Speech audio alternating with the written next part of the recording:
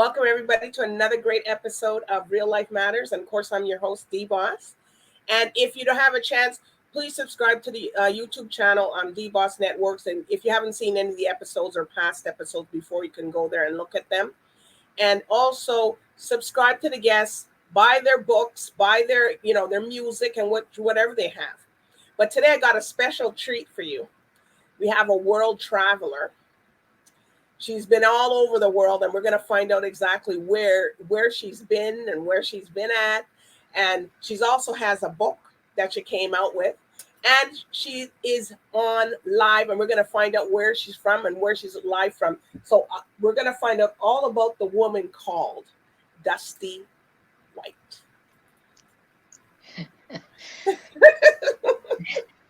Good day, DBoss. Good day. First, thank you so much for having me and doing this interview. I've followed you on your social medias. I've watched your YouTubes. It's awesome. Thank you. Oh, well, I thank you for supporting me through this journey.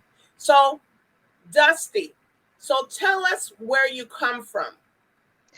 Originally, Boise, Idaho.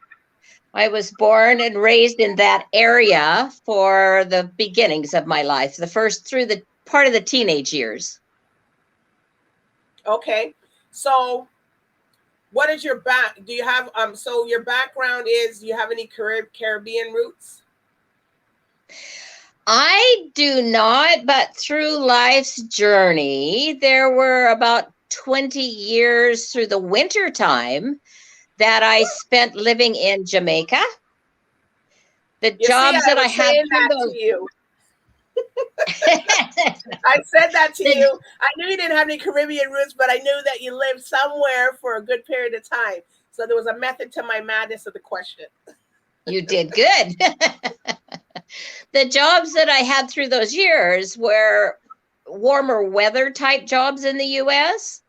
Mm-hmm. So in the wintertime, when it was too cold to actually work outside, then I would go. I was introduced to Jamaica many years ago, and then would return in the wintertime until I retired. And then I stayed in Jamaica for a few years after retirement, also coming back and forth, but not so much in the United States in the cold. I'm a more warmer weathered person. Well, you must have liked the warm weather there. And you enjoyed the food? Oh, how can you not enjoy the food of the Caribbean, Jamaica, or all of the Caribbean? Mm-hmm. Definitely. So you've only been so you lived in Jamaica. So have you been in any other places like Trinidad, Barbados, anywhere else? Not in that part of the Caribbean. I did spend a few months in the U.S. Virgin Islands, in St. Thomas, St. John's. I spent some time working on an 85-foot tri-hull sailboat as a crew, just a general crew on that boat I was on there for about 6-8 months. And that was wonderful. 8 months? Yes, ma'am. It took me 6 weeks or something, not 6 to 8 months. So you build that? That was my retirement. I actually decided after so many years, it was time to see other parts of the world. Okay. I had seen Jamaica several years before when I was younger. I spent a couple of years teaching English in Vietnam. And so I had that. But then I was retired and decided I wanted to travel. And I knew Jamaica, not as good as a Jamaican, of course, but close. Because I'd been there so many years. What part of Jamaica did you stay in? What part? Because the people are going to ask me why I didn't ask you. Oh my goodness. Let's see. I started originally in Negril. I think most tourists start in Negril. And I was taken there as a tourist. Then from there, I lived there quite a while. Then from there, I moved to Montego Bay, or just outside of Montego Bay.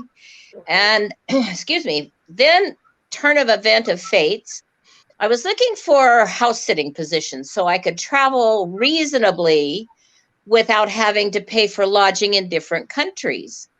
Ended up finding a house sit position, just a 40-minute drive from Montego Bay, applied, got the position, And it was supposed to be for a couple of months. I was there 14 months before. It seems like everything with you, we gotta maybe what you say is if it's 6, you gotta double it, triple Kind it. of sometimes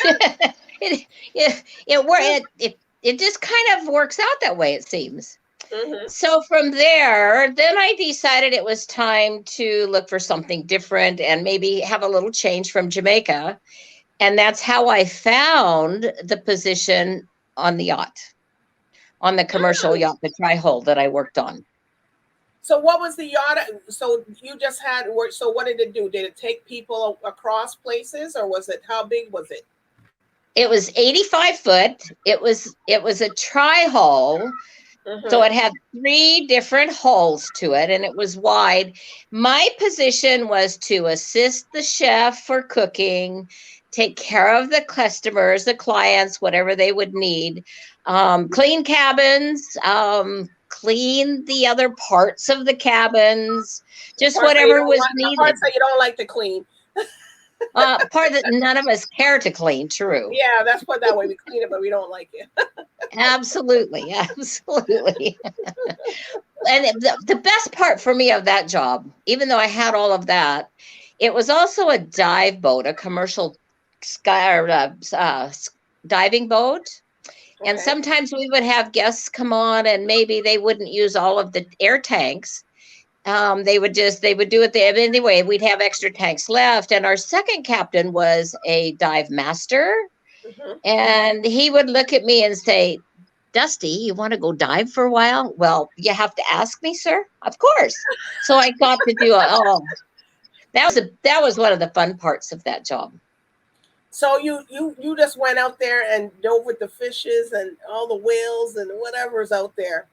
And the sea turtles, there was lots of sea Woo! turtles in that area.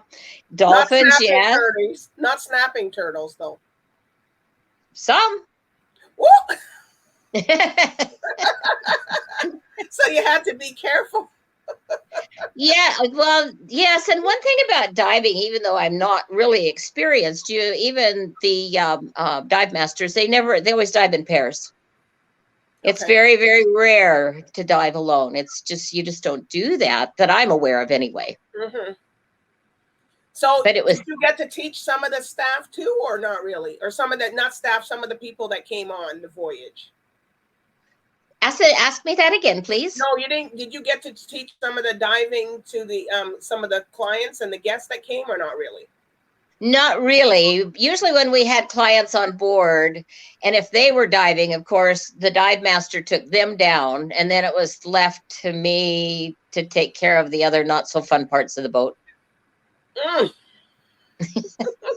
But you said you helped cook on there too. I'm like, so what did you cook? Did you inherit some of your Jamaican dishes or? Oh, actually, I assisted the chef, and the chef that we had for the time I was on the boat, we were so lucky. I don't know how they found him, but he was a chef for one of our very, very renowned female movie stars in America. For years, he had been her chef, and he had retired from her. So you name whatever you would like, and we had it on the boat and it was cooked. The owners of the boat would send out little questionnaires to the guests that were coming to preset the menu somewhat. Okay. And this guy was, of course, we in lobster season we'd dive for lobsters for on the boat, so they were fresh. But anything else from, oh my goodness, steak, you name it, it was just cream brulees. I mean, it was Mm, wonderful. making me hungry. Me too. Me So also. so you told. So where are you now?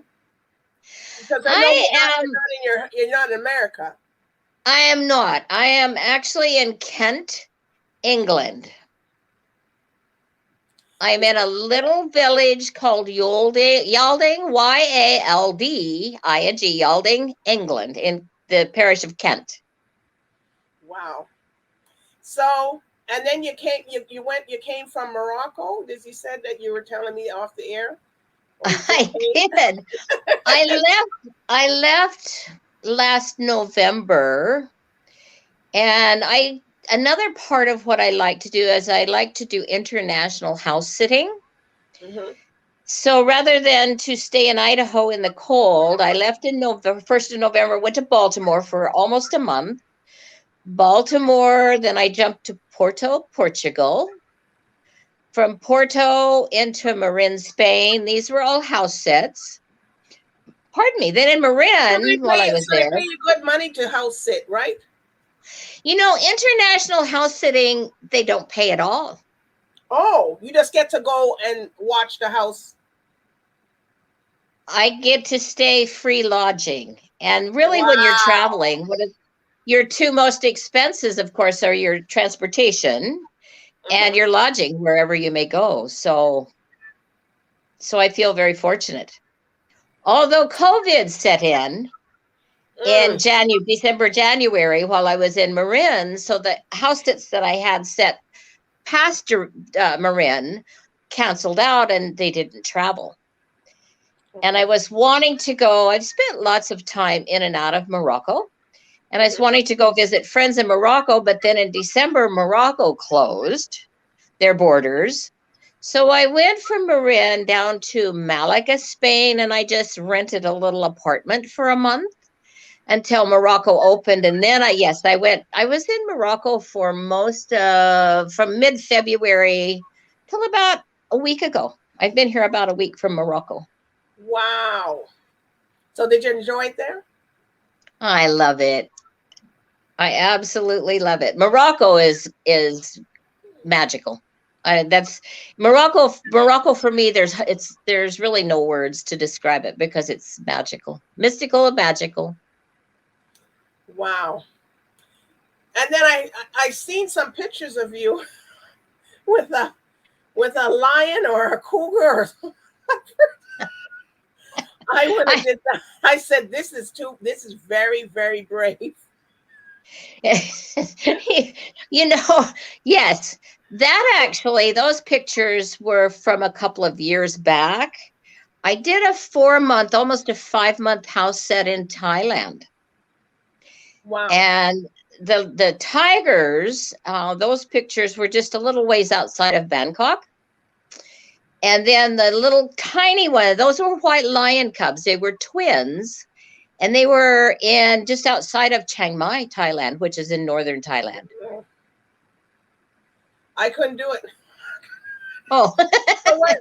well, So were they living in the house that you were house sitting, or was it just they were just walking around, or the tigers are on a tiger. I lost my words there. On a like they're in.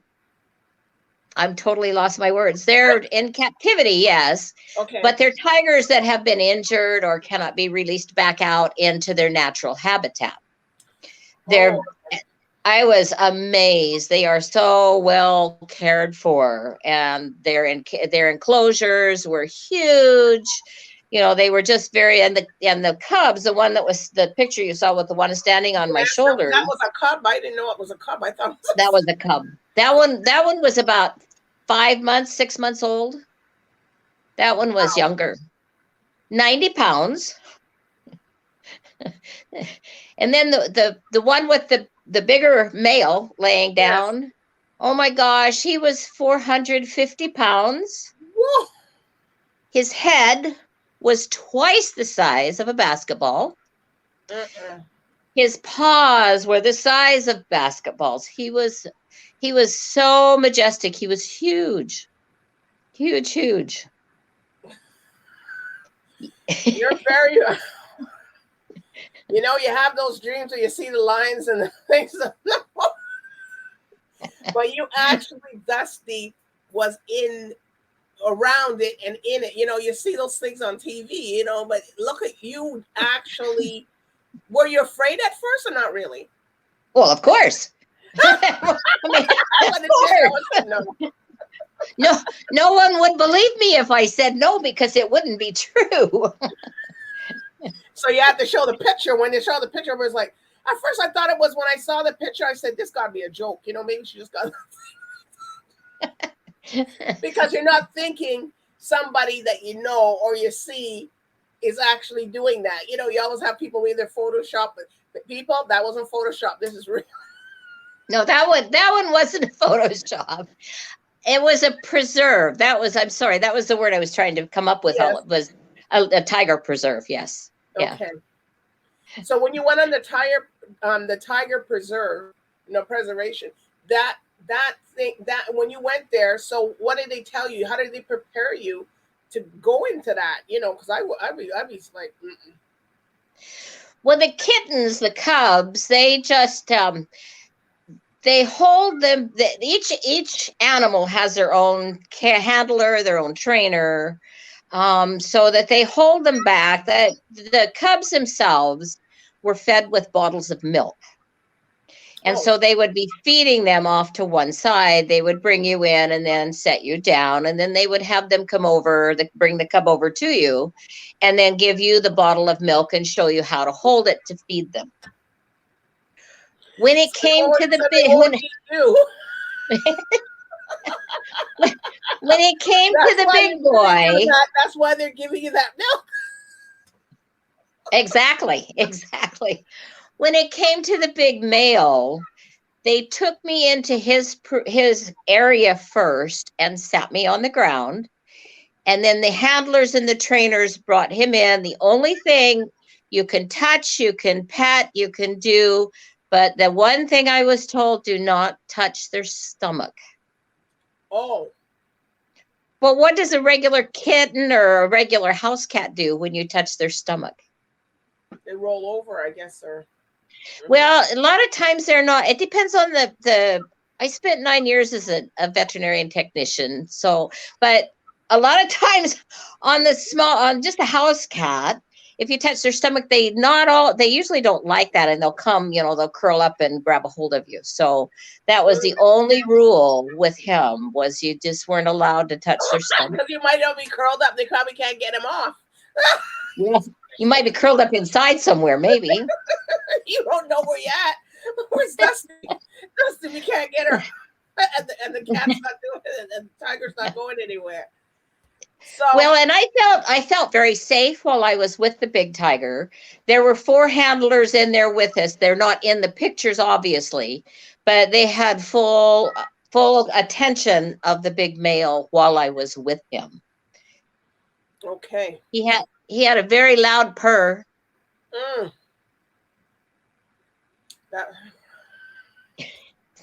I don't know if you call that a purr. A voice. But anyways, I was told that you also manage some artists. I'm telling you, this woman is a lot of peeling you got to do. She doesn't want to tell you she's traveled, she's house sit, but she also managed some artists. I did do that. Those were in my Jamaican years. Mm-hmm. My artists that I had were younger in the music field. They weren't well known or renowned. Okay. They were just new. They weren't new, but they were new to the field themselves. I spent almost 4 years managing artists. I had 2 sisters at the time. They were all Jamaican artists, 2 sisters, and I believe they were 10 and 12 in those days. Okay. And they were so much fun. I had I had 4, and then I had 3 gentlemen individually. And so for those 4 years, we spent traveling. I had a car. I had a station wagon type car. We'd pile all in that car we had our own DJ also. What? In the car? Everybody. Now here's Dusty in Jamaica coming down the road with his station wagon, and boom, boom, boom. Full of artists, and the girls' mom always came with us too, because they were so young, of course. So yes. So them and our DJ, it was Jamaican originally, was taken to the United States by his mother, probably at age 8 or 9. Okay. So he had worked with big artists and well-known artists in the New York, Connecticut area. He had worked with Marcia Griffith. He had Okay. worked with Shag, some of the name brand. So, Maggie. and then he decided he wanted to just come home to Jamaica. And a promoter in America that I had been working with called me and said, Dusty, he's coming back to Jamaica. How would you like your own DJ and your own announcer for the, promoter to help with your artist? And I said, well, absolutely. So he spent 4 years wandering around with us too. Anytime any of my artists come on the stage, we had our own promoter come out and bring them on. So you were sitting in the front, or you were behind the scenes, or or you were everywhere? Everywhere, getting my artists together, getting them ready, and more than anywhere backstage. Okay. So what made you transition from, okay, you didn't want to, okay, you stopped, or you just say, well, I didn't want to do the artist anymore, or you just said, I had enough of that? The artists themselves kind of transitioned out on their own. Okay. Some stayed in the music industry. One stayed in the music industry. The other three, of course, the girls, as they grew into teens, kind of grew away from that structured lifestyle they had. They wanted to be teenagers and just have their social life. One of the gentlemen just chose that singing wasn't quite what he wanted to do, and he got married. And Okay. so they just kind of transitioned away. So then you sat down. So were you still house sitting while you were doing that? I was not house sitting in those particular years because I was too busy having too much fun on the live stages in Jamaica. Wow. Well, if you had a house sitting, you would probably have a party over there. The people, Girl, you know me too well. I can imagine. Okay, we're house sitting at this buddy's house. Don't come yet. They're not back for months. So everybody come over by 10. Oh, Don't break yeah. nothing. Don't break nothing. Don't touch nothing. Just come in. Yeah. We'll have a yard party outside. Yeah. Just catch a fire and roast some breadfruit and have a yard party outside. And have the rum and all that, whatever else you want. Oh, little jerk chicken on the catch a fire. And yes, Wow. It's just so nice when you go. So you had, when you're house sitting, you had the mango trees, you had everything there. Oh my goodness. The one house sit that I did for the 14 months, they had bananas in their yard. They had plantains. Of course, Jamaicans call it Wow. plantain, but plantains, lime tree. What else? Soursap tree. Gosh, you had broad beans. There was lots of fruits and vegetables in the yard. Well, I'm surprised you didn't meet nobody and got married down there. Well, Yeah. Well, and that might have transitioned out, right? I did have fun. There was never a marriage involved, but I did have fun. Okay. Well, that's all that's important, right? Absolutely. Yes, learning how to enjoy the Caribbean lifestyle. Yeah. And I don't think you had any problems with that. So you said you went to Binta, Morocco, Africa. So where else were you that you went to that was something of your journey with Dusty? Well, not on a house sitting mode, but in 2015, I spent 5 months in Nepal. Ooh. And from there, that was kind of a base for me at that point. In those 5 months, I did journey into Tibet I spent 14 days in Tibet. Okay. The same for the country of Bhutan, the Kingdom of Bhutan. Mm-hmm. From there, I spent 3 different trips just bouncing in and out of India, into Delhi, and there was several different places I went in India. Okay. That was my 65th year of age. So I summited base camp on Mount Everest on my 65th birthday. You wait. You climbed Mount Everest. Not the summit. Not the summit. It's too Not cold the up there. summit. Okay. Base camp. The first base camp. The first. Yes. So how did you feel? You know, my lifelong dream, and probably the very first thing as a child in my bucket list, was Tibet. But Tibet become harder and harder, of course, to climb Everest on the Himalayas on the Tibetan side. So Kathmandu in Nepal is a good jumping point to visit Tibet, okay. But a lot of the climbers go up from the Nepali side onto Mount Everest. And so that's what I chose to do. I flew into a little tiny village called Lukla, Nepal. Okay. There are no roads to Lukla. If you go in, you're either going in by Yacht, which was the old trade route in before airplanes, and now everything is flown in. Oh, okay.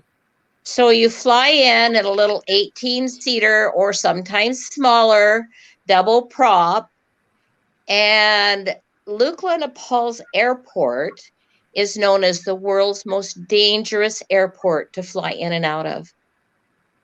Oh, because of the mountains?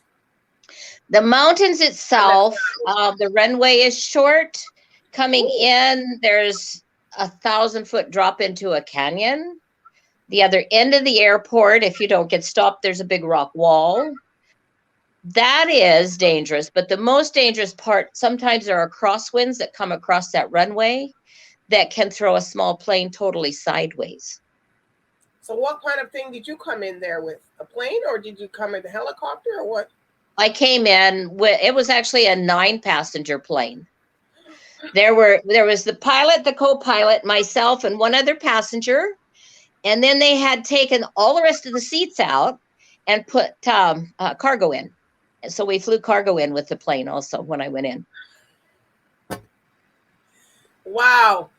You know, you've done so many daring, adventurous things that people, yes, you know, people probably put that in their bucket list to do, but you've done it. You've done it. Look at the life and the journey of Dusty. She has done it, you know, like, wow. And I know that you got more things to come too. So, but you've done a lot of things that a lot of people would like, you know. Yeah. Back to my book for just a short moment. I got a review on one of the websites that the book is offered for sale on.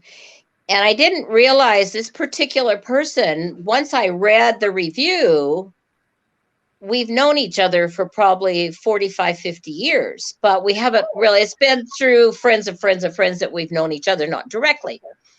And the review basically stated she had told her husband about the book itself, chapter by chapter, she was reading.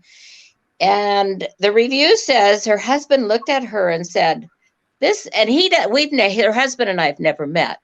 Mm-hmm. This woman's larger than life. Did she really do all of that? And this young lady that read the book said, yeah, she did. I've known her. I know. That's why, you know, a lot of people be saying, geez, you know, you were talking about your journey and what you've done.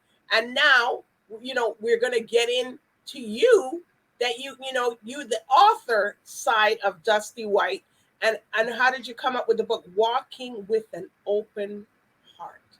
Tell us about that.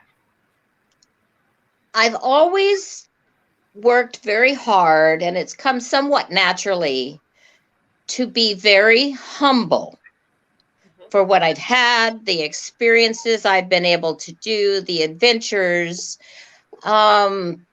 And as I travel, or even home around family, I try to keep my heart open. I've worked very hard over the years to become as much non-judgmental of life and people as I can. And I really feel that as I have traveled with this open heart, I mean, I have never met a stranger And I have been in some situations that could have been probably very dangerous. Mm-hmm. But again, when you speak with someone, if you speak to them with kindness, someone you don't know, well, hello, just on this, with kindness and with your open heart, I believe I feel that when someone speaks to me in that manner. So I believe that a lot of my journeys and adventures that have come to me, a lot of them have not been planned. The tigers were not planned. There's been several others, but because I was walking with an open heart, the opportunities came to me. The tigers themselves, when I go back to Nepal, the 5 months I spent there, I was in a hostel. Okay. And so there was lots of networking coming through. And I had met a young lady from Thailand. Mm-hmm. Dusty, if you ever come to Thailand. Okay. So then I went on the house set, had nothing to do with her. She is still today a travel agent in Bangkok. I went to Bangkok for 5 days before I went to the house set. And she was busy with tourists, but she said, I'm going to have a car pick you up at your hotel.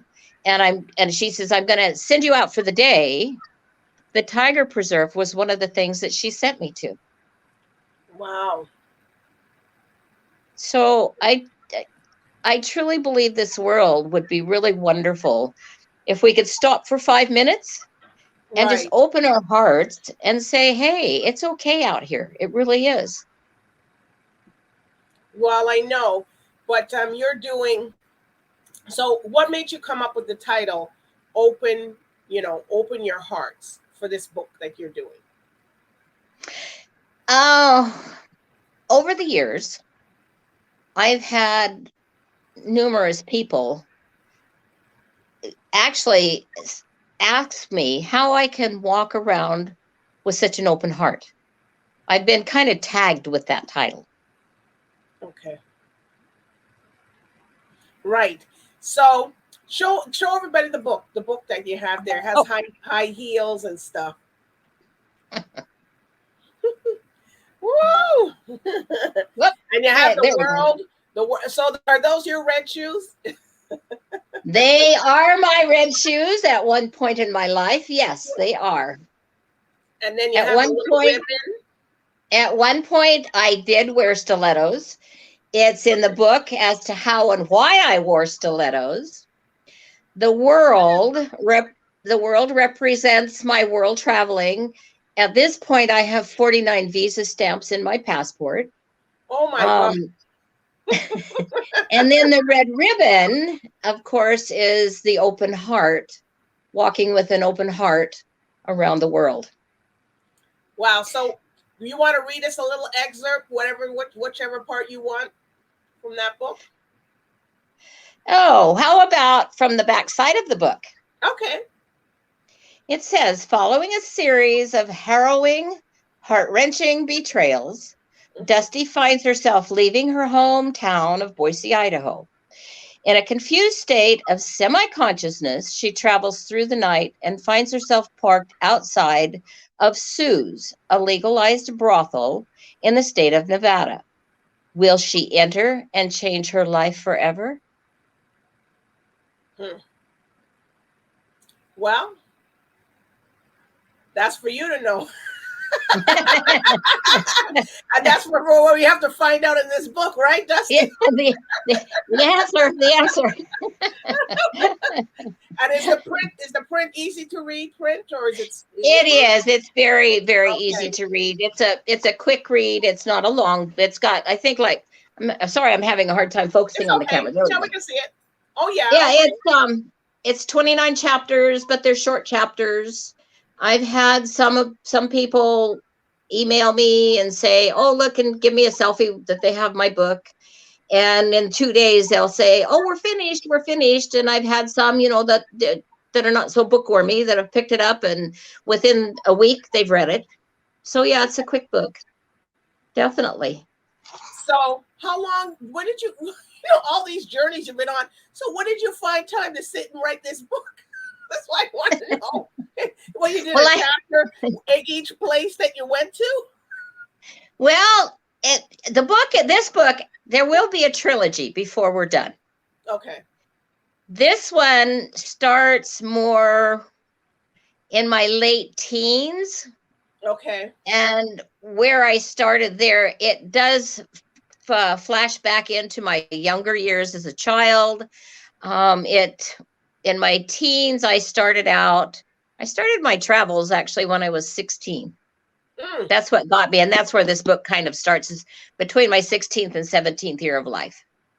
Wow. And then it follows through a lot of the jobs. It follows through, let's see, some of the jobs that I did. It follows through a marriage that I had. It follows through some of the children. And then it works its way up. And So then you have children. You have children? I have two adult sons, yes. Oh, okay. I thought maybe just we're going through life like. Oh, no, there were a few that fell in there. Yes, not children, but friends. Yeah. Yes, I have two adult sons. I have 6 grandchildren, and I have 4 great-grandchildren. Wow. Wow. Well, I guess they're going to keep you busy when they can catch you when you're in town. Yes. So are you going to be doing any other books besides this one? The next book we're going to start working on mid next summer. It'll be another year before we start on that one. That one will be called The Candy Lady. Woo! That'll be the name of the next one. On that one, rather than to give any excerpts of what it might be about. Okay, we're not giving, no. I'm gonna let your imagination work on that one. Okay. Well, and you have to come back on when you do it. Oh, thank you so much for the invitation. I would love that. That would be wonderful. Because, a lot of people are saying, wonder why DBoss is asking about our journeys and stuff, because the book relates to your journeys. It relates to my life's journey. Your life's journey. And all the stuff that you've done. Yes, absolutely. So the people gather around you and say, Dusty, can we sit down and talk to you for a minute? So I guess you have a lot of stories when you get around friends and people, they're all having a glass of wine or whatever they're drinking and sit down around the campfire or on the patio or the veranda. Yes, they do. Absolutely. Especially when they find out that I have traveled. Yeah. Well, it's such an interesting journey, life journey. Oh, thank you. Thank you. My whole delight is this last trip to Morocco. I did quite a bit of social media on that and photos and etc. And then there's some groups on social media that are for solo women travelers and of age solo women travelers. And I was quite amazed, and I was humbled by the amount of women that have actually traveled to Morocco, but in years past. And it brought back, so I've shared so many memories of mine, of course, but their memories from them traveling to Morocco and how it brought back such fond memories. There was 2 or 3 that had been in the armed forces, the American armed forces, but stationed in Morocco. Wow. And that was like in the 70s, 80s. And so they wanted to know what's changed, because I walked the same streets. I walked the same cities in Morocco that they had been stationed in. Wow. So it was fun to talk with them and to share. So I learned a lot. You're not a resort person. You want to get right into the city. I want to live in the culture. Absolutely. You want to live, the dangers and all that. Listen, this Dusty said, I'm going to live. If anything happens, oh well, but I'm going out there to find out what the city or the places have to offer. Absolutely. In Morocco this time I didn't have house sets this time. Mm-hmm. So when I rented a little Airbnb that was an apartment that was right at the edge of the old city or the Medina. 3 years ago, before COVID, I did have a house set in Fez, and it was in the very, very midst of the old portion of the city, or the old Medina. The house that I took care of there was actually a newer home. It was only 300 years old. Oh, only. The original Medina, the original portion of that city, was built over 1,600 years ago. So so that's where I like to dig into the culture and learn about the people. Just learn the culture itself. Wow. So what more can we expect from Dusty? Okay, we know you're doing a book, or where you're going to be. Where do you want to go now, next? Oh my goodness, that's such a question. Do we have enough time for me to answer? Yeah, you do. My next journey, well, and I'm not a cold weather person, but my next journey, I had to delay. My plan this last December 2021 was to be in Antarctica first part of December. There was a full solar eclipse on December 4, and totality zone was over the islands of Antarctica. But COVID, of course, we all know where that goes. Mm-hmm. So that I have 6 continents in my passport. Antarctica is the last, Antarctica is the last one. So I'm hoping go buy a big coat.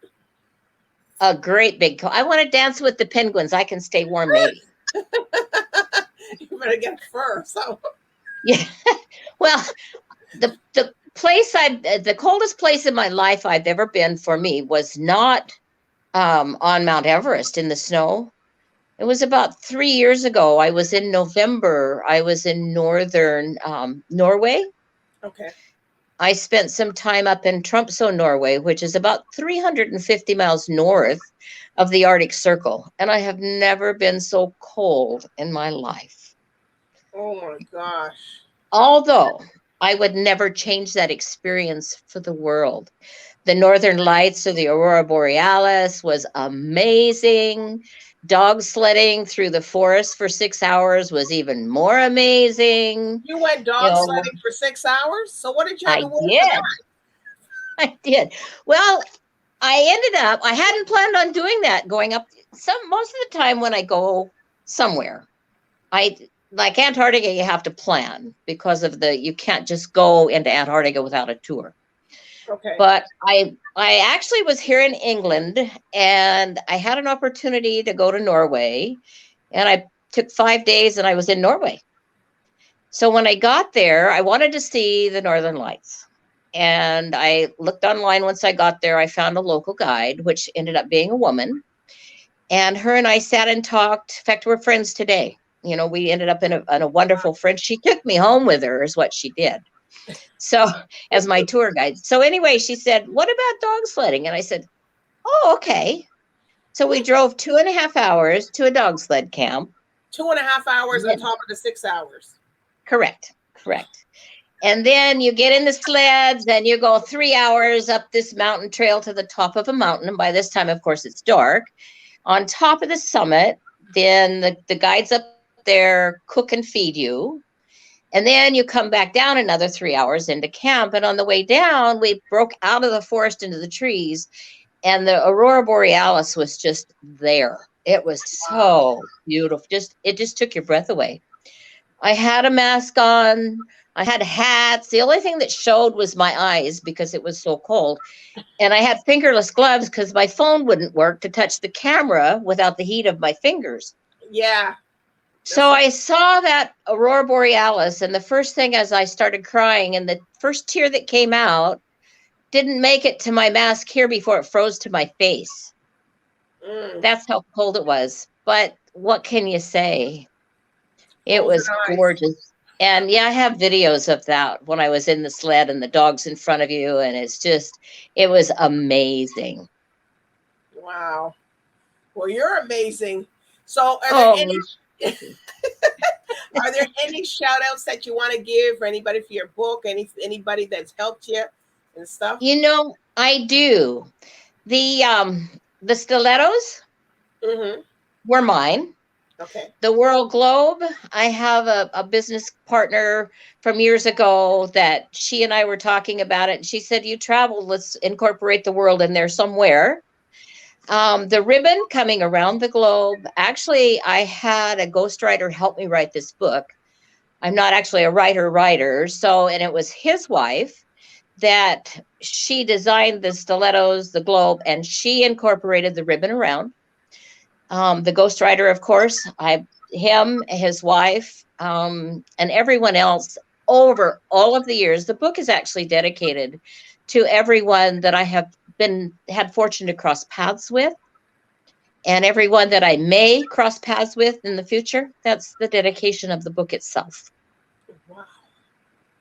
Well, that's one. So on social medias, where can people find you? Yes, Dusty is on the social media, so she showed all these things. Everybody who's watching at home, this is Real Life Matters. We're dealing with real matters here with Dusty traveling and the lions and the tigers and the dog sledding. It's under Dusty White. There are several Dusty Whites, but the book cover itself, or the email for that particular would be Dusty. Dusty USTY LUCY, one word, Dusty Lucy 01 at yahoo.com. Okay. That would be to get into my Facebook, so you can see everything that's there. I don't particularly write to journal or blog. I've always used my photos to do a photo blog with on that Facebook account. Okay. I'm on Twitter, again under Dusty White, and Instagram under Dusty White 1. Wow. Well, everybody's gonna be following you, Dusty, because they're gonna ask you about all these adventures and everything that you've been telling you. People, go check it out. Check out Dusty White. But Dusty, that's your real name? Yes. I thought so. That's why I didn't ask. I just had to be sure, because I know people are in their mind thinking, I wonder if that Dusty's a real name. Well, there's several underlines sometimes I get with that, but that's okay. Well, you can keep that to yourself. But anyways, it was a pleasure having you on here today and talking about your journey. And you're renowned for that. You just want to tell you I'm a renowned traveler, and I've experienced everything on my life journey. I still have some stuff to do, but I've done a lot of things that most people haven't done. Thank you so much, DBoss, for having me. It's been a pleasure, obviously, and fun. It's definitely been fun. Your interview has made me feel so comfortable. I appreciate it all. Well, that's what I'm hearing. You're not supposed to feel tense and stressed. You know what I mean? So just hang around for a brief moment after I close off. I just close off for the night. So everybody, thank you for watching. But go buy Dusty's book, Walking with an Open Heart. You can get the book. Just go, get it. It's something that you're going to want to read. You can relate to yourself. So just do yourself the favor and get it. And also, I do want to thank the viewers for watching Real Life Matters for tonight. So everybody, bye for now. Thank you.